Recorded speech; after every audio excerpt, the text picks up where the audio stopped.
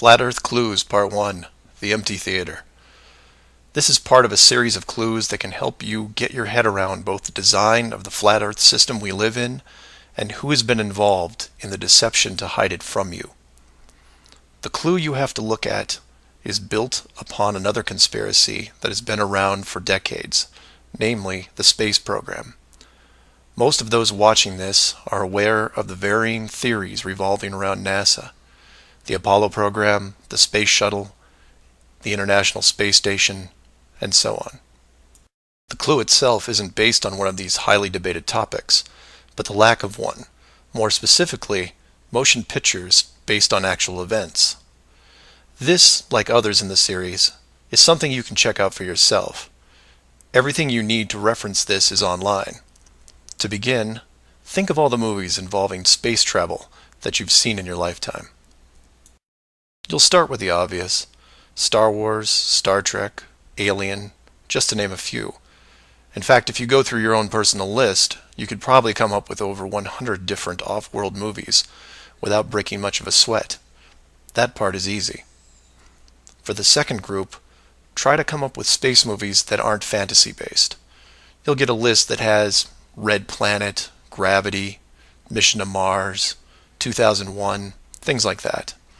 These films will usually take on a not-so-distant future theme, and where we could be down the road.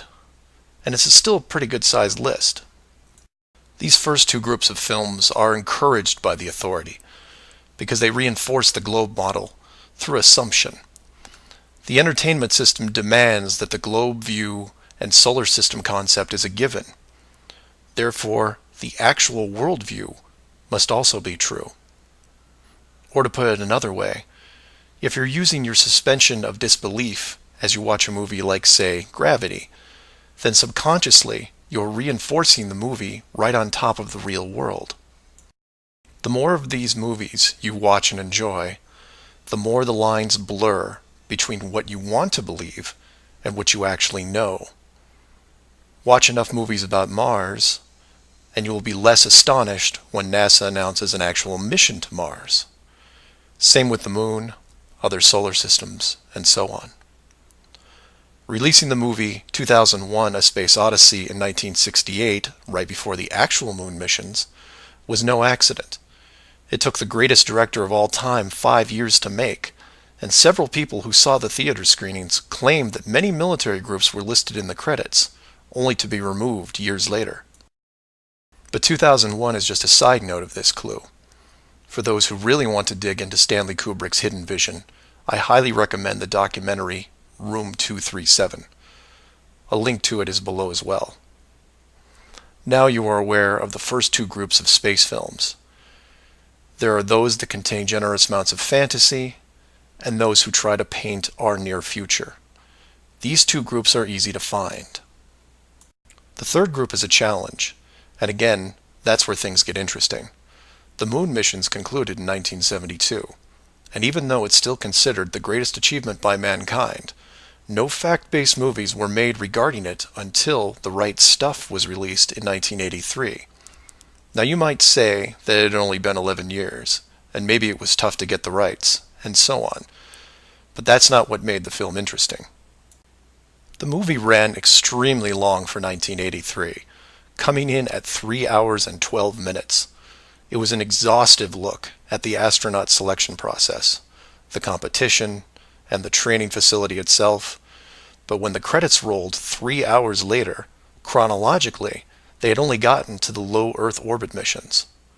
Just for fun, Google The Right Stuff movie and see how many spacecraft you can find. It won 4 Academy Awards and did a great job at the box office, but the Apollo missions were never touched. The only other major motion picture that involved the actual Moon program was Apollo 13 in 1995, a full 12 years later. Apollo 13 only covered a single moon orbit and no landing or close-up reference to the previous missions below them. And after 1995, that was it. Nothing. Hollywood is known for leaving no stone unturned, with reboots and sequels to nearly everything. Yet in almost 60 years, There has never been a single moon mission movie based on actual events. Hundreds of science fiction films reference in it. Everything from Superman to the Transformers. But literally nothing that covers the moon's surface. 6 complete moon missions involving multiple vehicles, moon buggies, playing golf, and no one wants to touch it. Now, to be fair, there was a TV miniseries in 1998 covering the subject. It was produced by Tom Hanks, who got involved after starring in Apollo 13. There has been no professional production of any kind since then. Again, just for fun, Google From Earth to the Moon TV series and see what you find.